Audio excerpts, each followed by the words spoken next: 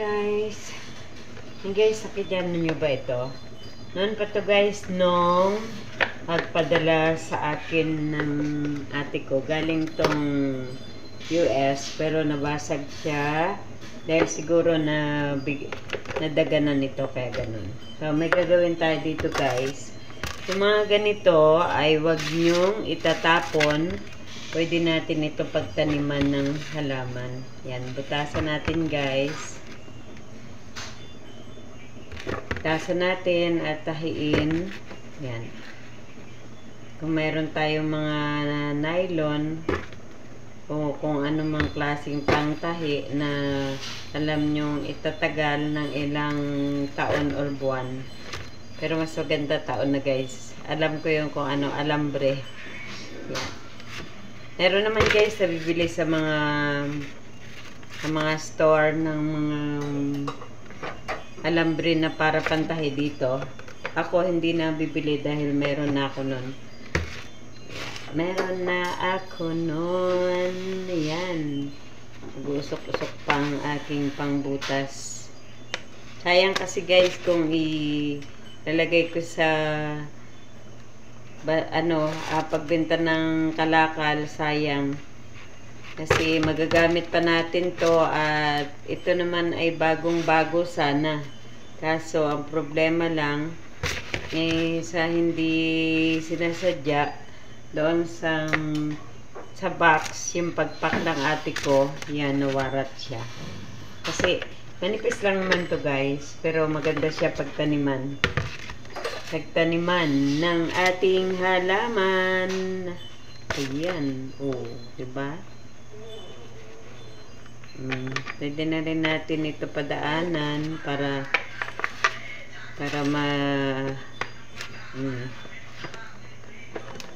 ayan, ganyan guys. Para hindi masayang. At hindi na tayo bibili ng marami pang, hindi tayo gagastos ng mga pagtataniman. Dahil ito ay pwede nating pagtaniman ng mga kangkong, kamote. Yan. Kasi pag nilagay natin ang kangkong, tinanim natin sa lupa, sa ating bakuran ay mayroon minsang mga aso or mga daga, naiihian yung ating mga tinanim. So, yan. Ganito na lang gawin natin. Para maiangat natin. Pwede pa natin mai-elevate to guys. Lagyan natin ng tali dito. Dito sa magkabilaan. Para nakasabit. Ayan. Lagyan din natin ng butas dito. Ayan, para malagyan natin ng tali na para isabit natin. Yan na, diba? Kulang na lang pang tahi natin dito. Para makaminos tayo ng gastos, guys. Kasi kailangan natin magtipid. Magtipid, ay di biro. Yan, dahil mahirap maghanap buhay, kumita ng pera.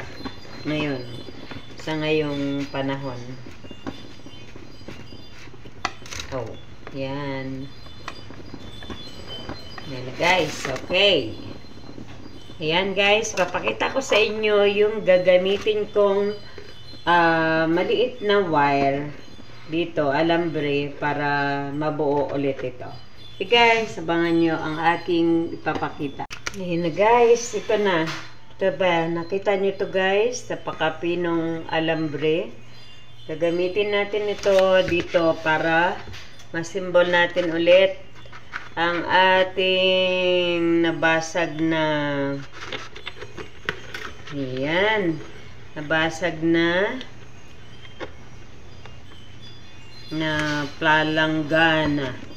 Palanggana o tabo guys, kaya nating gawin ito para magamit lang natin, para hindi na tayo bumili ng mga maraming paso kung nakailangan.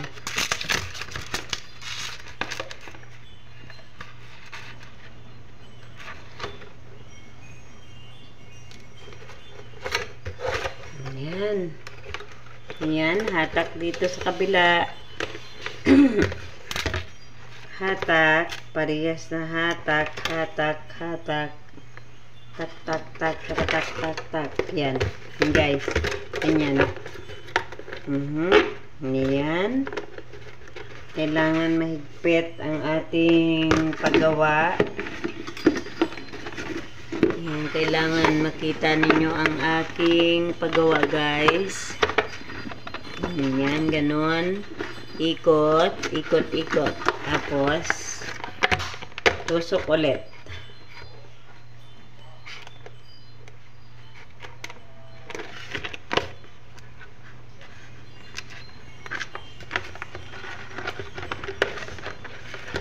Tusok, tusok, hatak, hatak. Yan. Tusok ulit dito. Left and right guys, ang gawin natin para maayos. Yan. Tapos, siyempre, hatakin natin mabuti. Yan. Yan.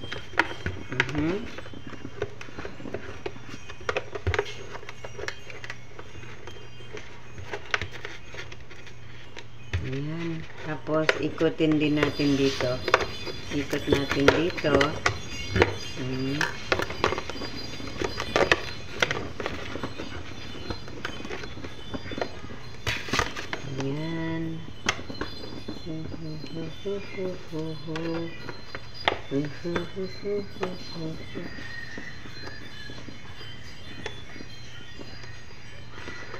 Hirap.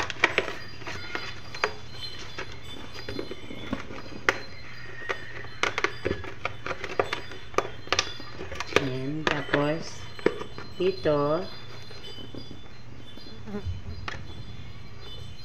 kayang-kaya nito guys gawin kahit nga mga bata, mga 9 years old, mga ganong edad, kaya na nila ito gawin. Ngayon hindi ko kailangan ikutin natin para maghigpit. Tandaan kayo guys sa mga matutulis na bagay kasi mahirap. Yan. Yan. Ganon. Siyempre. Isuot pa natin yung iba kasi hindi pa talaga tapos. Hindi pa tapos ang aking ginagawa.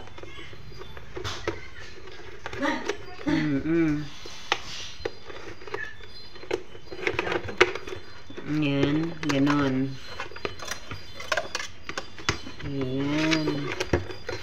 Para mapakinabangan natin ang mga ganitong sirana, nabasag, na hindi sinasadya guys. Para magamit natin. Yun nga sa sinabi ko sa inyo, pwede natin itong pagpunlaan or pagtaniman ng mga kangkong para hindi na tayo bibili sa palengke or pichay. Yan, pwede rin to guys, mga pichay. Kaya halaman, gusto nyo yung mga halaman na magtudoble ang kanilang mga dahon. Diba guys? Ayan.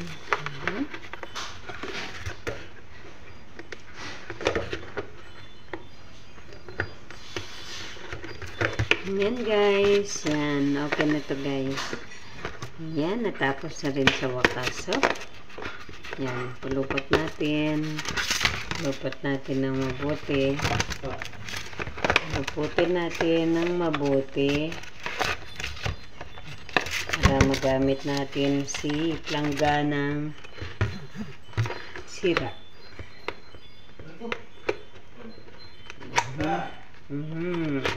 Yan. Okay guys, yan guys ang sinasabi ko sa inyo. Yan, pwede natin siyang magamit ng pangmatagalan. Okay guys, subscribe my YouTube channel, Inday Ruth Vlog. Lahat ng bagay ay magagawa natin ng paraan kung ito ay gamitan ng tamang plano at pag-iisip. Bye guys!